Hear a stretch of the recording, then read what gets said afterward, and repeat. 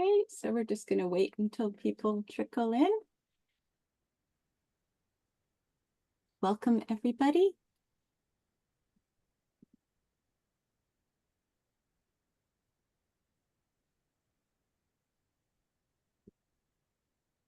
Okay, I think I'm going to get started. Hello, and welcome to Rainbow Space Magic for the last time for this year. This is the published and unpublished writers talk about writing their first novel and short fiction panel. And before our panelists introduce themselves, I want to go over a few logistics. I think everybody who's here has probably already heard these a few times this weekend, but I'm going to do it nonetheless. You're welcome to use the chat to talk to each other and share recommendations and stuff in a respectful manner. If you would like to submit a question to the panel, please use the Q&A function that you can find in the toolbar at the bottom of your screen. Most likely it's at the bottom of your screen. And there will be time for questions closer to the end of the panel, but you can feel free to put them in the Q&A whenever you think of them, and we'll get to them when we can. And after the panel, the conversation can continue on the Discord channel for this panel, and the Discord will be open afterwards. It's not going to like shut down or something immediately. So without further ado, let's get to our panel. Okay.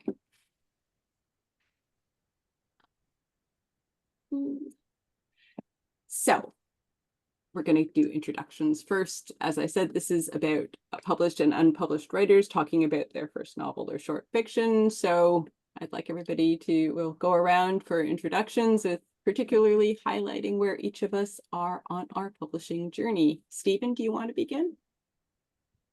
Love to. I'm Stephen Granade. I joke that I write short fiction and very long computer games. In terms of publications, I have a game out from Choice of Games called Professor of Magical Studies that clocked in at a spelt 500,000 words and is available now on Steam and iOS and Android and everywhere. And then on the other end, I have a collection, a set of short stories that have shown up in online magazines like Strange Horizons and Baffling Magazine and places like that. I'm very excited to talk about all of that and my failed novels that I've got gently weeping in the trunk next to me. Thank you. Elle, do you want to go? Sure. Hi, I'm Elle Ire. I write sapphic science fiction and sapphic paranormal romance. I have 9 novels in publication at this time from DSP Publications, with my 10th coming out from Bywater Books on December 3rd of this year. So that's coming up quickly. Let's see, what else? I have many trunk novels, but they're not softly weeping. I think they're screaming and pounding on the inside of the lid of the trunk. Thank you. Em? Okay. Hi, I'm Em. I write as E.H. Lupton, and let's see. I've had a few short stories that I published. I'm really good at being like the last issue of a journal. Also, I have like sci-fi prose poems. Haven't been as successful in being the one who gets those shut down for some reason.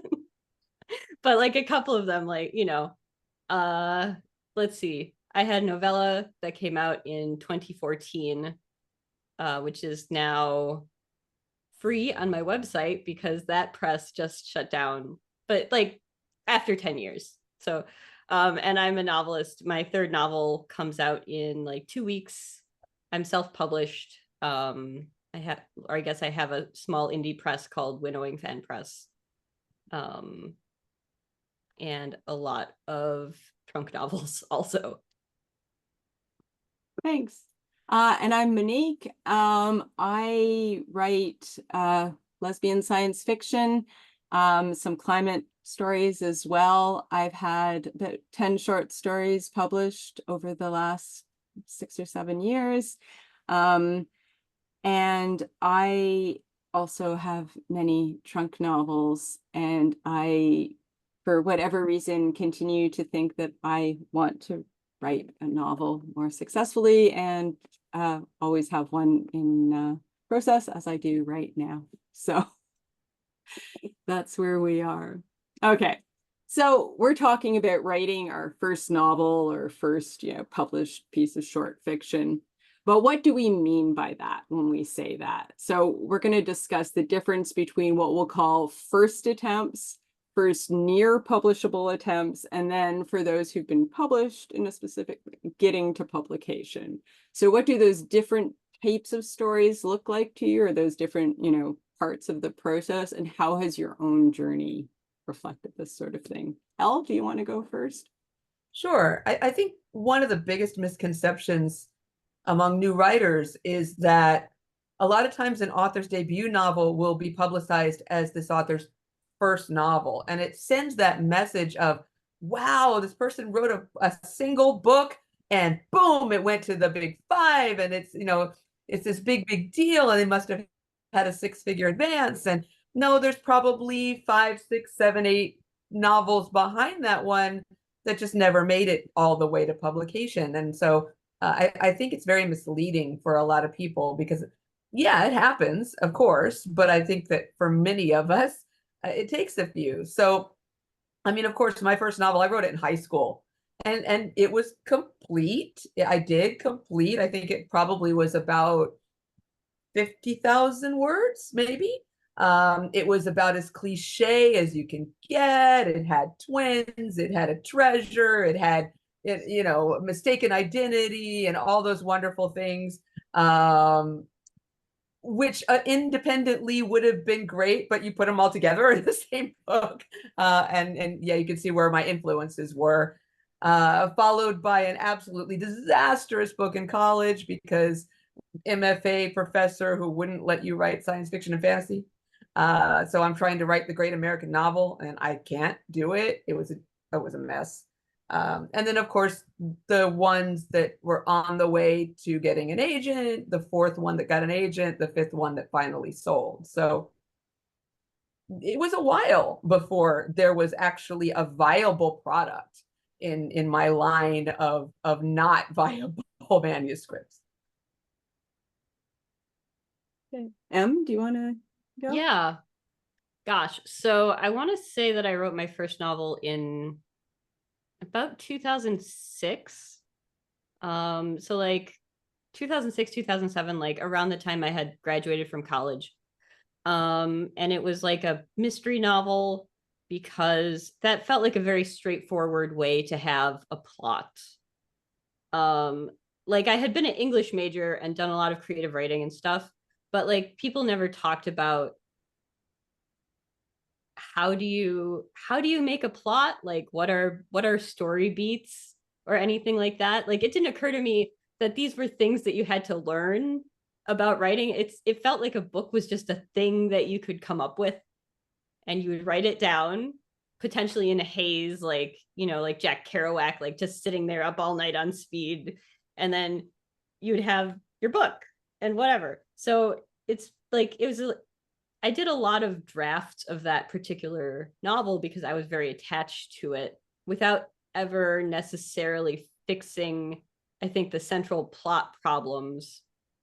I did eventually send it out to agents where I was told that I thought I was writing like detective fiction, like very Raymond Chandler. I was told that it was a police procedural and they couldn't sell it. That was like probably the best response I got. So I wrote a bunch of other novels, like a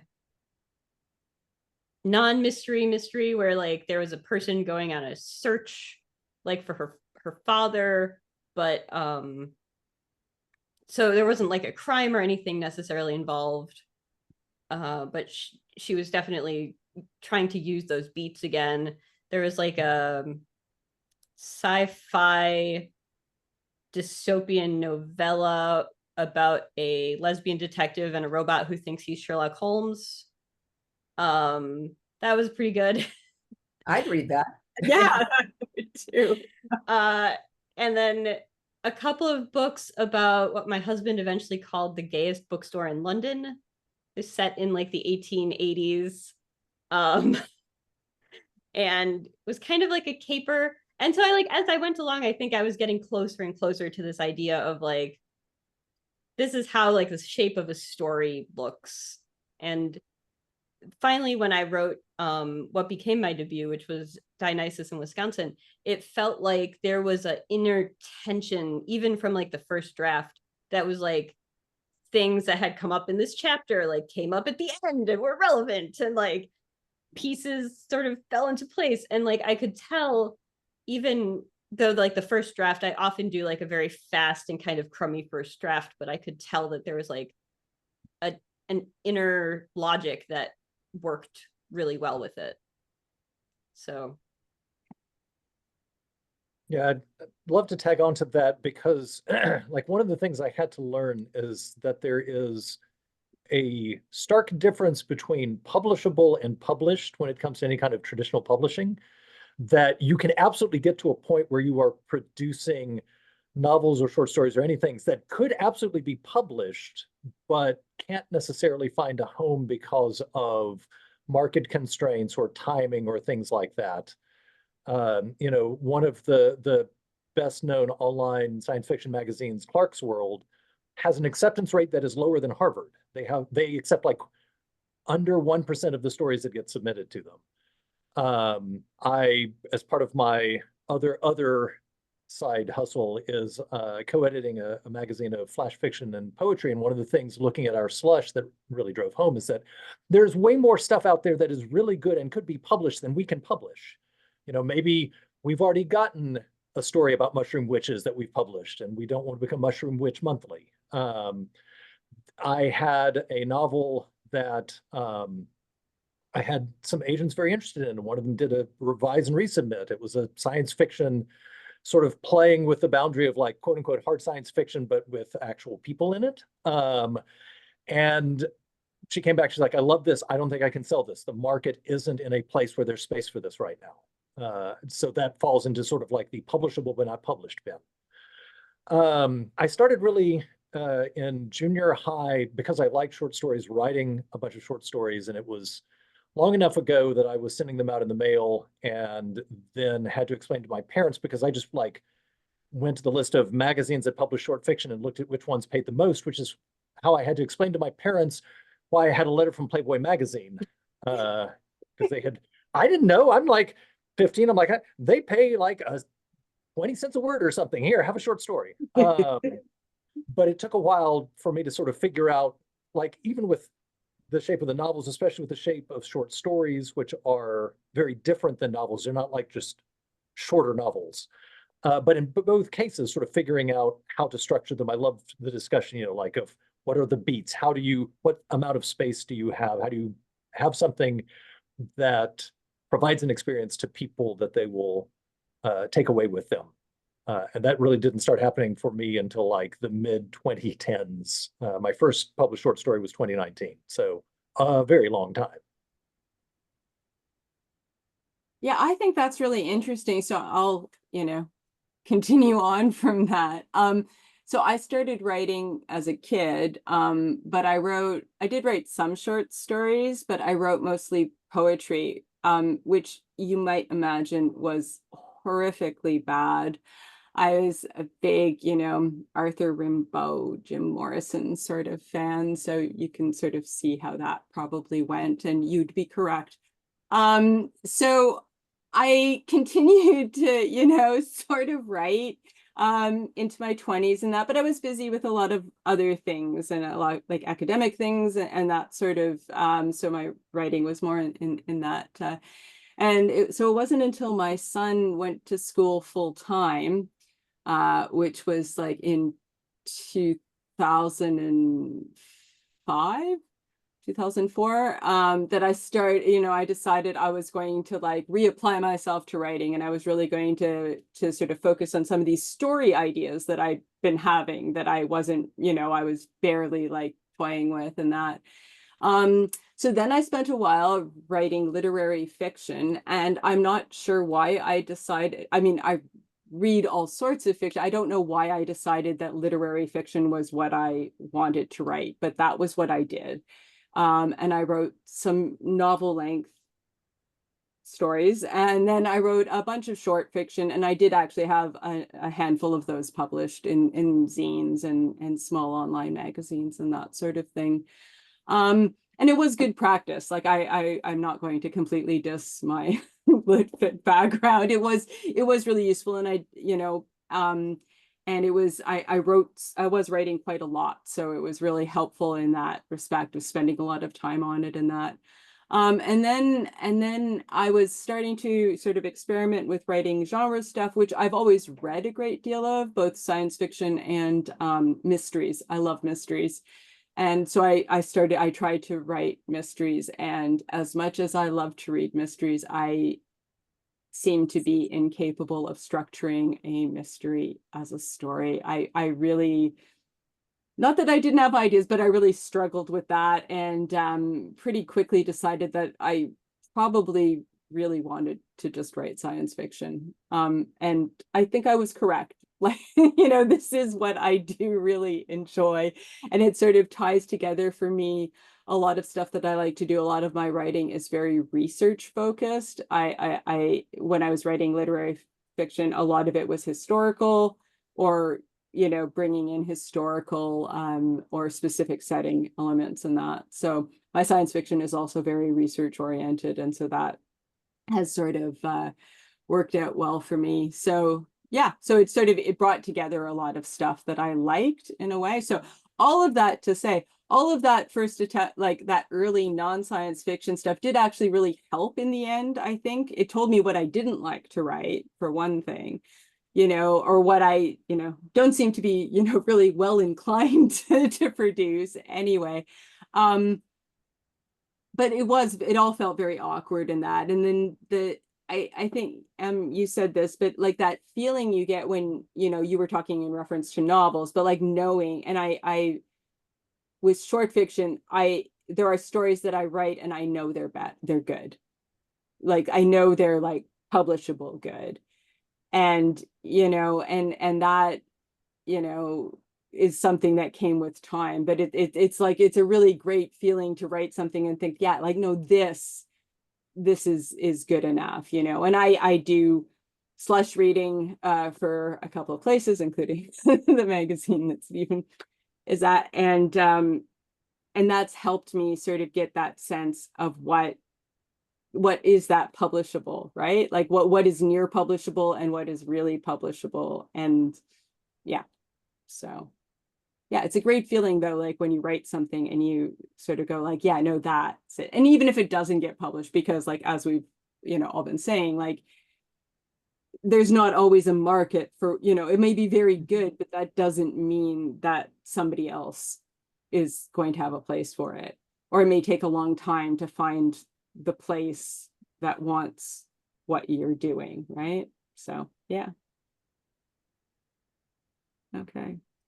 So let's follow that question up with to focus on different lengths, and about how this sort of idea of this process of, like that whole publishable, unpublishable, near publishable, how that works when it's like flash or short stories or novellas or novels or other types of work, like Stephen, you've done games, right? So like that as well, like just all sorts of different. Do you want to start? Okay. My short stories tend to be too long. It seems like 2,000 words, like 2,000 to 3,000 is often a very popular length for short stories. And if you've ever tried to edit something from like 5,000 down to 2,000 words, that's real rough. For a long time, I think when I was still learning what I was doing, it felt like novellas were a really good length. And nobody sells novellas, nobody buys novellas, but like 25,000 words or 30,000, like right around 100 pages, it's so great. People can eat them, or people can read them in one, like potato chips, read them in one sitting. And it felt like you could have like just enough plot to get you through. You didn't have to have like too many, like, and then here's the B plot and here's the C plot. Like there's not as many threads to deal with. And now all of my novels seem to come in right around 80,000 words. So I don't know, like I sort of hypothesize that like some people just have a length that feels right to them. I don't know if you guys have noticed that, but like without planning it, and I'll notice like if I'm getting to like 70,000 words, I'll be like, well, I guess I gotta wrap it up. Or like if it looks like it's not gonna get past 70, I'm like, oh, this is gonna be a short one. I've revised when I revise them, I'm like, oh, I'm gonna add more in sort of. I can see I missed something, but even when I tell myself every book is different, it still feels like that's the right number. Oh, that's really interesting. Elle, do you want to weigh in on that? I'm sorry. Did you say me? Yeah. Sorry, you were frozen, I think. Yeah. Yes. Yeah, you're breaking up for me. Sorry. I don't know if it's us. We're having some internet issues here. So yeah, I can't write a short story to save my life. I have tried. Hats off to anybody who can tell a complete story in such an incredibly small space and evoke an emotional response. I have great respect for you. My spouse is a very accomplished short story writer. You know, been a finalist for the Hugo and the Nebula and all of that. So I watch the struggle that goes on as they craft these delicate and beautiful things. For the first part of my published career, I kept coming in short, which is ironic because I can't write really short, but I was writing just a little too short to make a viable traditionally published novel. And I would have to add in a second storyline. I'd have to move it up because the average word count for what I do is between 90 and 105 or 85 to 105 ish. I tend to land now, I land right at 90, which is nice. But I use myself to figure out, okay, well, that's because you don't have a B plot. You only have one storyline, and you need to make sure that you have an internal struggle and an external struggle. And I also now have a romance in there too. So now it's not an issue, but it took me a long time to figure that out and to really take books that I loved and break them down, which is I taught myself pacing by breaking down my favorite novels and really reading them with a critical eye. Okay, what is the author doing in this chapter and why does it work? Okay, what is the author doing in chapter 2 and why does it work? And kind of forcing myself to take it. I can't enjoy a book as much anymore because I'm always taking it apart. But I can see how the wheels are turning, but it's a valuable exercise if length and pacing are a struggle. And then for me, it was until I started doing that. So. That's Yeah, really I think links are really interesting because they're a mix of market forces and just like the different nature of the size of the story container and what that does. You know, like the fact that novels in science fiction and fantasy for traditional publishing are going to be at sort of the 90 to 100K or maybe 110 to 120 is driven by a lot of market forces and publishing economics. You know, flash fiction being 1,000-ish words, as someone said, all right, we're going to say flash fiction, 1,000 words. But then those constraints or expansions can do weird things to your fiction. You know, I know, like, I wrote a lot of short stories, and the first time I tried to write a flash piece, I felt like, you know, one of those X-Men where you use your psychic power so hard, like blood is coming out of your nose. It was so hard to fit that in because I was used to the idea that short stories have this sort of unity of effect that, you know, they're all going towards this one thing, but you've got space to have different cycles and discursions and things like that. And then when you say 1,000 words, it's like, okay, one thing, Stephen, one thing only. That is all you can do. And it all has to work towards that one effect. And then when you start talking about novels, you can have side excursions. You can have multiple characters doing multiple things. You know, if in a flash piece you're at like word 700 and you're introducing a new person, then you are probably not going to fit in flash anymore.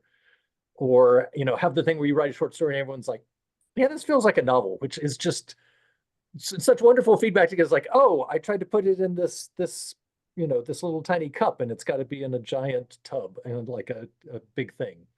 But I think reading, and I love your point of like dissecting and breaking down the things that you're interested in to see how they are structured, and so that you can start to see the skeleton underneath the world, is really helpful to figure out not only what can be published in that space, but like what works as a story-shaped object with those constraints that will speak to readers, and they will be like, yeah, that was something I really enjoyed reading.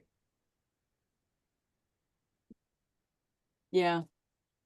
I will say when I first started writing short stories, I was very much looking at like the maximum length.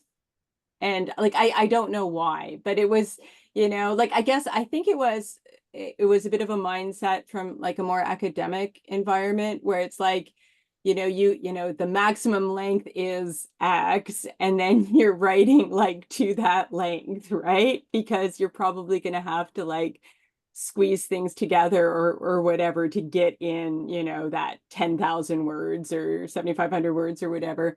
So when I started writing short stories, I had the same sort of attitude, right? Where it's like, well, if I want to submit this to like X magazine and their limit is 5,000 words, well, then that's what I'm writing to, right? And I don't think that's a great way of approaching things, right? Like it wasn't so I've loosened up a lot on that. And I was writing longer stories as a result, right? Like I was writing 5,000, 6,000, 7,000 word stories, and which could get kind of unwieldy in the editing. And, when they get longer, there's like, you're starting to add like a B plot or something, or adding like these extra elements, right? And it's becoming like, is this really a short story anymore? Or is this becoming like a novella or something, right? And I really struggled with that. I've gotten much better over the last few years about writing like in the 2,000-3,000 words. And even I've had a number of flash pieces published as well. And I've gotten better at, sort of getting down to that concise, like, what is this story really? And like, what is this really supposed to be about kind of thing? And then I do, constantly working on a novel, sort of try to direct all of those things where I want to like include all of the things in the novels or novellas. I've written a number of unpublished novellas as well. So, but it's like, but using those, and I do struggle with those lengths more. And I think partly it's practice because I keep going, like I do go back and forth. And I think there is something to say for being like focused on a length, like so that you can get better at it, right? So that, and I think especially with novels, like you need so much more time to write each draft, to edit each draft, to think about like the sheer scope of what you're working on. Whereas if I'm writing like a 300 word flash piece, then I can, it might take me some time to think of the idea, like, the premise and where it's going. But once I have a draft, I can go through that and have many drafts and many edits in a fairly short period because it's not taking me that long to get through the entire thing. And I can sort of hold the entire idea in my mind in a way that I cannot with, like I can't hold the entirety of a novel in my mind at the same time. So it doesn't focus the same way for me. I mean, I don't know if anybody can do that, but I just, like, I guess I've developed a way with shorter pieces that does not, they're different things, right? So it doesn't translate the same way. So, yeah. So I guess I'm still like, I keep wanting to spend more time focusing on a novel. And I have at different times done that. At the beginning of the pandemic, it turned out to be a very good opportunity to focus on and finish and edit and re-edit a novel, which I did submit around, but is honestly not that great. So I really don't think so. So anyway, but yeah, but it's just that spending the focused time on a novel and not getting derailed by, submission calls and stuff for different things that I'm interested in writing about. So yeah, I don't know. Okay, moving on. Our next question is sort of a bit different. But within this context, I wanted to talk about the role of outside inputs during this process of developing one's writing practice and working through this, you know, improving your outputs. That sounds so like non-artistic, doesn't it? But anyway, that's what I was thinking. And when I say outside inputs, I was thinking about things like critique groups and beta readers, books and classes, or other ways of developing your writing into a publishable state. Elle, do you want to go? Sure. I will say that while I have the utmost respect for MFA programs, let me preface that. But I will say that it was not a good choice for me, especially in the time period in which I attempted to obtain one. I did not sign with my first agent until I was 39, and I didn't get published until I was 45. So that should date me enough to tell you that I was trying to get an MFA back when really MFA programs did not accept science fiction, fantasy, or horror. And that was all I did. And so that I was constantly banging my head against the wall and trying to do things that weren't my area of expertise and not areas that I read in, which I'm a firm believer that you've got to read in the genre that you want to write. And so that was a derailment for me. Moving along, though, a good, on the positive side, a good critique group is worth its weight in gold. It takes a while to find the right group, and you've got to figure out what you need before you can settle into a group. Are you looking for a cheerleading group that's going to tell you that everything you do is wonderful because it's the motivation that you need? Or do you want someone who's going to rip your work to shreds and build it back up from basement level? And can you handle that kind of criticism, or are you trying to find some sort of balance between them? And we tried a bunch of different groups before we found one that worked. My spouse and I decided to chase this dream at the same time, and that was very, very, very helpful. I have to say, having a given beta reader in my corner all the time who would tell it to me. They say don't let your spouse critique for you, but when your spouse is also a driven writer, it's probably the best thing you can have because they get it. They're always on your side. They're there to tell you it's not imposter syndrome, knock it off. You have talent, but also this stinks and you need to go fix this scene. But yeah, it took about three or four tries to find a good group. But once we found one, we all started with no publications, no agent representation. And by the time we did break up right after the pandemic began, every single one of us had either sold something or signed with an agent or both. And we were together about 15 years doing that. So I swear by a good critique group. I swear by having that one person who will be blatantly honest with you, but still have your back. If you can do it with someone, it really is so much easier to face the rejections and the criticism and the downsides because you're both pulling each other up along the way. So my 2 cents. Stephen? For me, the big shift in working with critique groups and outside voices was finally and sadly recognizing that no one was going to tell me whether it was actually publishable. They couldn't. They could tell me whether it was at a level of craft and whether I was doing with the story or novel what I wanted to, but they couldn't tell me if it was going to get picked up. And that's because editors and agents, all those folks have their own tastes, they have their own interests. That goes back to my publishable versus published divide. And so trying to get a group that was going to make my work publishable just either made me frustrated or shut down.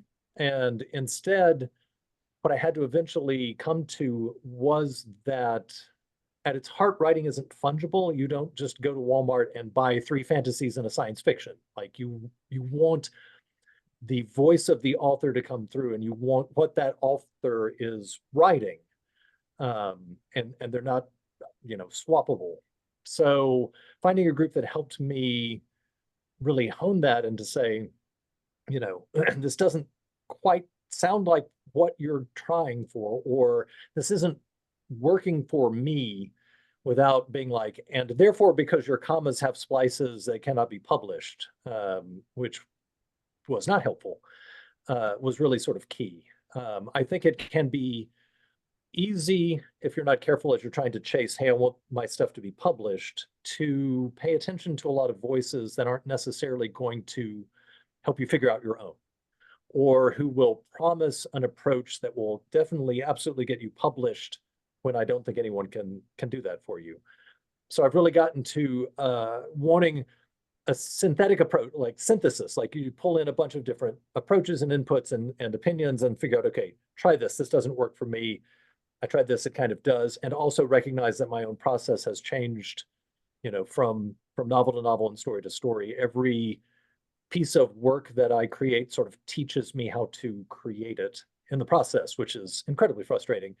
But it's also really liberating, right? Because then you don't have to have the one group or the one set of people who will give you the magic secrets to being published, and can instead work to find folks who will help you sharpen your own voice and recognize when you're not achieving what you want to achieve with what you're writing.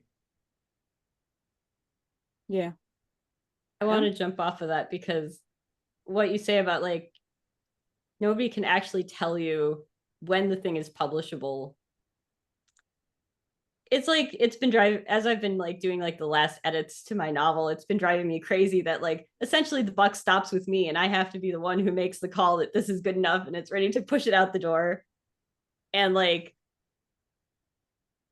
getting rid of the desire in my head to always have some higher authority that I can appeal to, like a professor who will look at it and be like, yep, that's good, A+, go publish, I think for me, I have, I do a lot of revision because I just like revising. I think I like this feeling of seeing a piece come into focus and watching the language get better from draft to draft, and like finding better words and tightening scenes up. I have a couple of people who read very early drafts, one of who reads them like chapter by chapter and just gives like very, this is amazing, that I laughed out loud sort of feedback. My husband usually reads like the first complete draft, and also gives similar feedback, but he'll be like, oh, like I just noticed they just started talking about this whole other plot in scene 4, like where did that come from? And it's like, oh yeah, I cut that between drafts, and I guess I got to keep cutting it, that should not have sneaked in there. And I have a critique group. Monique is part of it. We'll read things section by section. And then I hired an editor, because this was kind of a revelation for me as a self-published person, is you can find an editor who is very specialized in the things that you're doing. So like I found a person who is they're queer themselves. They specialize in like fantasy novels and queer romance. And since I write urban fantasy that is also queer historical romance, it was perfect.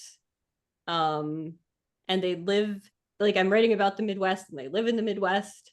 So like very highly specialized to do like line and copy edits for me. Oh, and I wanted to say, so there was this podcast that the Welcome to Night Vale guys did for a little while called Start With This.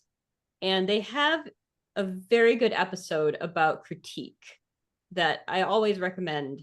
Yeah, see, somebody in the chat is like, yes. So it really gave me insight, not just into like how to critique other things, which like when you're starting out, you often want to be like, well, I didn't like it. I thought this character was terrible. Like, why would these people don't even act like human beings? Like, what are you, and then like, as you get better, maybe you want to give better feedback, like, this scene didn't feel grounded, like you could add more setting to, try to do that. But also as a person receiving critiques, to set limits on how much I want people to tell me, right? Because I definitely do not want people to come up and be like, this was awful, like throw it, burn it, why are you right? I can't do that. I can't. Like the old Snoopy cartoons where he gets a letter that says, "Dear author, never send us another novel." Like I can't do that. So like how to put limits, and then like thinking more deeply about things that people say, because often people will sort of point to a section of a thing and say, this doesn't work for me because duh. And like because they're often wrong about why it's not working, but they will be right that something isn't working in that scene. So trying to think more deeply about stuff that people tell me, like that podcast really changed my outlook. So Stephen? Yeah, if I can tag on to that, because you're talking about giving people boundaries. I think a lot about Mary Robinette Kowal has the ABCD approach to critique, where she asks her alpha and beta readers to be like, tell me what is awesome, tell me what is boring, tell me what is confusing, tell me what you don't believe about it. And then don't tell me how to fix it. Just point to those and I will take that in and synthesize it. So I wanted to absolutely one up the, set boundaries for your critique folks. I see Elle also has thoughts. Yeah, I was gonna say we use that exact same method from that exact same source, and like I said, it worked for about 15 years. So it very, very valid, useful method of training critiquers, because you kind of have to train your critiquers. This is because everybody's different, and I wanted to also piggyback off what Stephen was saying in that people will say there's only one right way to do this, but there is never only one right way to do anything in writing. It's what works for you, being open-minded enough to try new things when what you're doing isn't working, and then figuring out whether the new thing is going to work for you or not. My spouse and I teach writing classes all over the place, in person and online. And the first thing we say every time when we open is, these are things that work for us. They are different for the two of us. Take what works for you, throw the rest out, go find someone else and see what they have to say. Because anybody trying to tell you there's one right way of doing this is selling a book about it. Well, you can run into the danger of like workshop burn, right? Where you've taken a story and workshopped it and you've sanded off all the rough edges and now there's nothing interesting left and there's none of you left in it. Right. Yeah. Yeah, and on the other side of that, on the like books and classes and that sort of side, I think that they can be so useful. And I am very much I love to take classes sort of person, right? Like, and I love to read craft books. But there is no one right way of any of those things, as you were saying, Elle, right? Like, they're just, and there isn't even one right way for you, because as you were saying, Stephen, it changes over time, right? And so like there are, our books, craft books that I've read that I really, really liked a lot. And, they sort of worked for me, for a while, or they were really interesting, like Story Genius by Lisa Cron, which I loved when I read, and I thought this makes so much sense to me.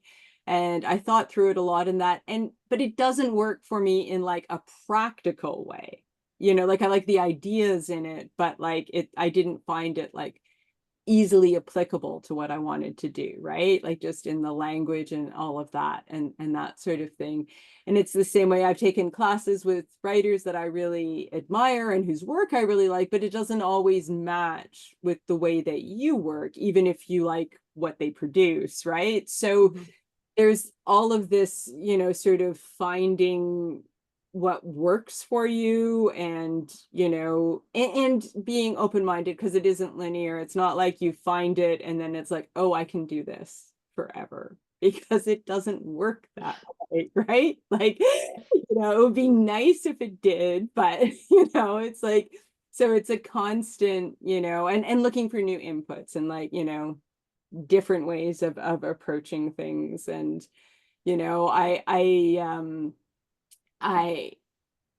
I like the critique group sort of thing. I also have, as well as the critique group I'm in with I also have a group of people that that hang out with once a week on Zoom and just do co-writing. And that is excellent, right? Like, it's part of a larger writing community, but it's just, I volunteered to do the one night a week that that I do. And it means that I show up, because they're like, other people host them all the time during the week, and I just will not go if I like, if it's like a buzzy kind of thing. So I host that one, and it's so useful to have that time every week set aside. And like, it makes me focus, even if it's been like a really busy day at work, or even if whatever, right? So it's been like, but like, finding all of those things has been like a process over time, right? And when my kids were younger, it was more difficult to manage some of this stuff, and I had to change how it worked, and all of that. And and work commitments and all of those other things, of course, right, that change over time. So, okay, we only have a couple minutes left, but I don't know how that happened, but we have one more question, and nobody's put anything in the Q&A, so I'll go with the last question, and we'll see how far we get with this. So the last question that we came up when we were talking amongst ourselves was about like stripping stories for parts, right? Like taking elements that you have of a story of whatever length or format and reusing them elsewhere, hopefully more successfully in the new location. So I thought maybe we could each sort of talk about that. And I believe that was your idea originally, Stephen. So why don't you start? Yeah, because I wrote a YA story that was sort of like, in a magical school, incredibly original, such great thoughts. And had this like weird magic system that I had come up with enough rules that I could write to it, but not so many rules that it was a Brandon Sanderson, and you could hear the dice rolling in the background. And the novel went nowhere because it was super derivative. But when Choice of Games asked me to pitch to them, which was the computer game, sort of like writing a choose your own adventure novel, but with numbers behind it, so that if you as your character snuck more, then you would get better at being sneaky, and so those kinds of solutions would open to you. I had pitched some science fiction stuff. They're like, yeah, science fiction doesn't really sell all that great to our audience. I was like, dang it, you're going to pay me. I really wanted to sell so that I can trade my money for goods and services. And I remembered I had that story just sort of sitting there, and I've got an academic background, and I was like, okay, what if magic school, but you're the teacher? And I basically ripped out a bunch of some of the larger story beats that were, of course, it was a planned trilogy. It was a YA. Of course, it was going to be a trilogy. So I'm like, can I rip out some of the things that I had planned down the road? Can I rip out that magic system? Can I rip out the school, but now put you in as the teacher? And that's what turned into my game, which actually did sell well. So it is possible to gut, the car for parts to put into the monster truck. Yeah, I like that. Elle, did you have anything to? Yeah, but they shouldn't leave this room. No, but and fortunately it's the internet, so it's a very big room. So I know a lot of us started in fan fiction, probably, whether it was published fan fiction or not published fan fiction. I'm from a time period where we didn't have entire websites devoted to fan fiction because we didn't have websites. But I started with Ninja Turtle fan fiction. And one of the female characters that managed to find her way into my Ninja Turtle fan fiction eventually became the main character of the book that got me my first agent. which didn't sell, but I loved this character. So we stripped her out of it. So now she's had two, incarnations, threw away that book and wrote an entire book that was a science fiction romance, because the prior one was not a romance. And this one was also a sapphic science fiction romance. And she finally got her published book, which became a 3-book series. So it worked, but it took many varieties of this particular character, from a Ninja Turtles girlfriend to a straight action heroine to a bisexual action heroine with a lesbian love interest who goes on science fiction adventures to get an entire 3-book series. So, but yes, absolutely, stripped them out for parts, but she was always there.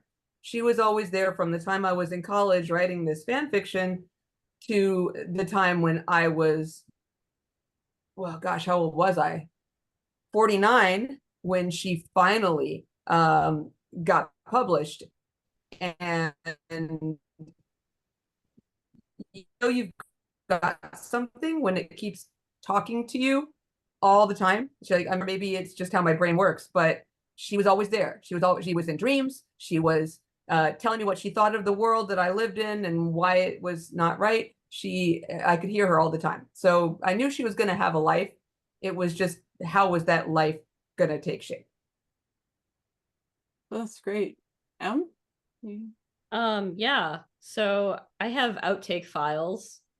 Just like, you may have guessed, I write pretty quickly. I do a lot of drafts. I don't outline before I write my novels. So things often I open up a wall and I pull out the insulation and put all the stuff, if it was good, if I liked it, dump it in the outtake file. And so then you come back later and you look through and you're like, oh, that was an interesting idea, and pick that one up, and that can go in this chapter 12 instead of chapter 4 or whatever. My favorite thing that I seem to have been collecting is I tend to write descriptions of people looking at photographs, and then I'll come back and be like, no, that's boring, take it out. It was important for me. It's like a bay leaf, I guess. It's important to know what the character thinks of the photograph, but we don't need a lengthy description of a photograph. But now I have all of these descriptions of photographs in my outtake file. I was like, should do something with that someday. If I meet a good artist, just send them please draw all of these photographs for me. But yeah, but I mean, I like going back to look at where things came from. It's helpful psychologically as a writer to be like, hey, I learned something, or hey, this draft got better. But also revisiting the ideas and being oh, we can put that in somewhere else and move that to book 4 or something, juggle things around. Yes, Stephen? Yeah, to tag on to that, because it reminded me, because I am a process geek, I end up listening to all kinds of different process podcasts and reading craft books and things like that, Monique, to your point. And I remember listening to some podcast discussions on the Michael Schur TV series, The Good Place, and they talked about in their writer's room, they had, in what you were talking about with the outtakes, they called it the candy bag. If they had a really funny joke that they didn't use, or if they had an idea that didn't go anywhere, or they cut something out, they put it in the candy bag. And so if they were ever stuck or we're not sure here, they would just sort of open up the candy bag, which was the big document of all these kinds of things, to go is there something here that we can pick back out? And calling it that instead of the morgue or something like that, to be no, there's delights hidden in here that you can reuse. I really like that idea. I mean, I do that, where I never delete any element. It always goes somewhere. But the other thing I also do in a similar sort of way is when I've written a story based on some premise or something or some element that I really, really liked, and the story didn't go the way that I kind of expected it to, or like, you know, it ended up taking a totally different arc. And the story itself might still be fine, like might still be something that I'm going to like submit places or that. But it's like I lost the bit that I started with, and I want to go back and try to do that again. You know, like try to write from that in a different sort of way, you know, or yeah. So like just have another go at it to try to sort of get what I think I want. And like obviously what I wanted is like not fully realized if I wasn't able to get to it the first time, right? But it's like, you know, something was lost, and like just trying again with that same premise or a setting or like whatever it is, it, you know, but yeah. Well, we've gone over like 7 minutes, but oh well, I'm in charge. So thank you guys all so much. This was a great conversation. We can do a very fast go around. You can just tell people where they can find you. And you can also put that in the Discord afterwards. Em, do you want to go? Yeah, my website is ehlupton.com. It's Lupton like Lupton. You can find links to all my stuff there. I do a podcast that's called Ask a Medievalist, which is also free on all of the intertubes that, you know, whatever. Those are probably the best places to look. I'm on every social media somewhere, and it's probably not that exciting stuff. So wherever you get your podcasts, yeah. Oh, Sure. Do not go to my website because it's horribly out of date. I need to update it. I have been just swamped with work and such. You can find me. You can find my Amazon page is probably the best place to find all my stuff. I'm on X. I'm on Blue Sky. I'm on Facebook. I'm on Instagram, all under Elle Ire. So find me there. excellent. Stephen? You can either search for me. There aren't a lot of Stephen Granades, Granade. So if you Google me, you will absolutely find me on one of the platforms, or you can go to link.ee/SGRANADE. Great. And there is nobody else with my name, but I don't expect people to know how to spell Cuillerier. So you can find me at notwhereilive.ca, and I put that in the chat. Thank you guys all so much. And thank you everybody for attending this weekend.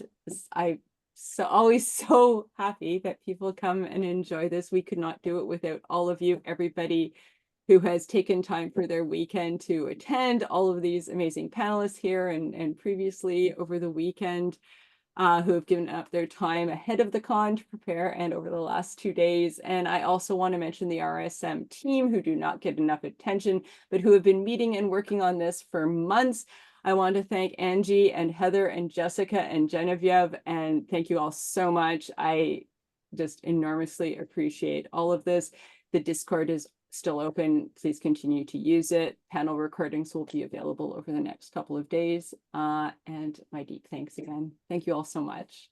Thank you for moderating. Thank you. Yes, thank you so much. Thank you so much. Bye. Bye.